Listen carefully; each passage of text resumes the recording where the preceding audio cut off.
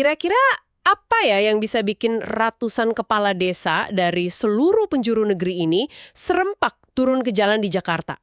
Jawabannya, biasanya nggak jauh-jauh dari uang. Dan kali ini uangnya nggak sedikit. Sengketa dana triliunan rupiah. Hari ini kita akan coba bedah sumber-sumber yang Anda berikan untuk mengungkap apa sih yang sebenarnya terjadi di balik perselisihan dana desa ini. Betul. Kita lihat siapa pemainnya, apa akar masalahnya, dan apa dampaknya bagi semua pihak. Oke, kita mulai dari tanggal kejadiannya. Sumber Anda mencatat semuanya memuncak di 8 Desember 2025. Apa yang terjadi di jalanan Jakarta waktu itu? Itu puncaknya. Ratusan kepala desa yang tergabung di DPP Abdesi itu turun ke jalan. Tuntutannya satu, simpel tapi keras. Batalkan peraturan Menteri Keuangan. PMK nomor 81 tahun 2025 itu ya? Tepat. Menurut mereka, aturan ini kayak muncul dari langit, tiba-tiba tanpa diskusi. Akibatnya fatal. Fatal gimana maksudnya? Dana desa tahap kedua yang seharusnya cair bulan September mendadak ditahan. Stop. Wah, itu pasti frustrasi sekali ya. Bayangkan Anda sudah janji mau bangun jembatan, perbaiki irigasi ke warga. Betul. Mungkin sudah ada perjanjian sama kontraktor, tiba-tiba dananya hilang. Kepercayaan warga bisa langsung anjlok gitu. Tepat sekali. Di sumber Anda kan ada kutipan dari salah satu kepala desa dari Kabupaten Landak. Dia bilang mereka sudah terlanjur bikin program, bahkan sudah kontrak dengan pihak ketiga. Jadi ini bukan cuma angka di kertas ya? Bukan.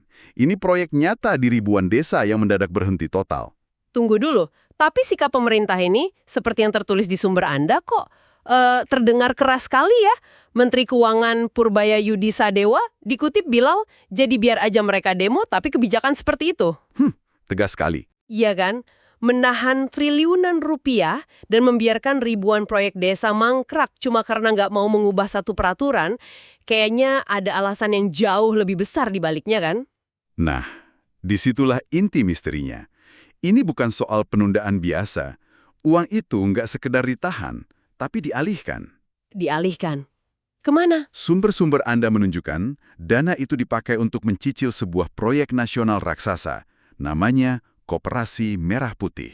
Proyek raksasa? Seberapa raksasa memangnya? Total biayanya, menurut catatan, mencapai 240 triliun rupiah. 240 triliun? Iya, untuk membangun 80.000 koperasi di seluruh Indonesia.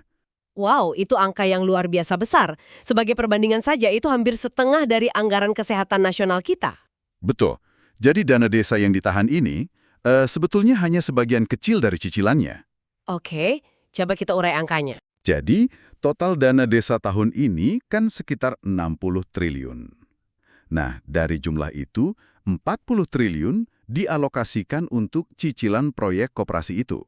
40 triliun? Iya. Nah, dana tahap kedua sekitar 7 triliun yang sekarang ditahan ini adalah bagian dari cicilan besar tersebut.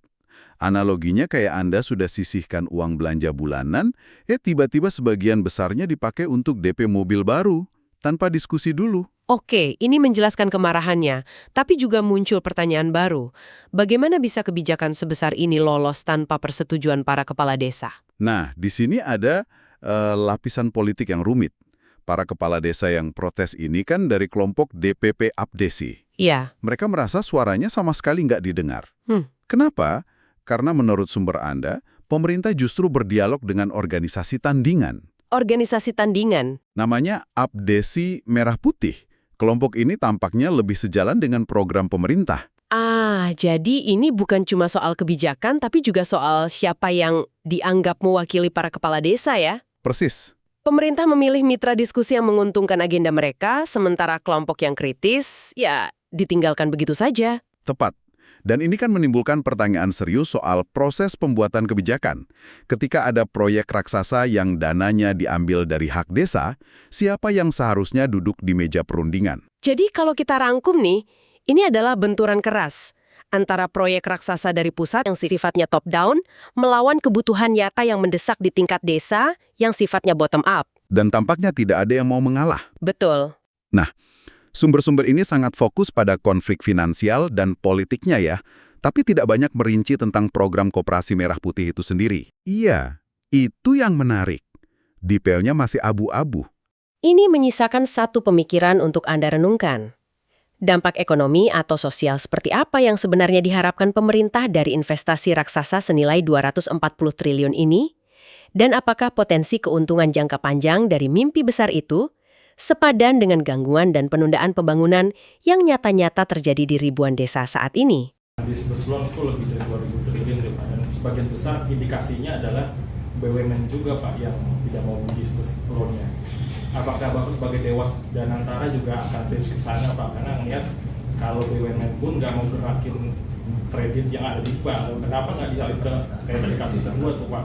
Dia butuh banget tuh. Bapak bisa kasih pandangan. Anda lihat kan tadi perusahaan butuh duit, banyak juga yang kayak dia loh.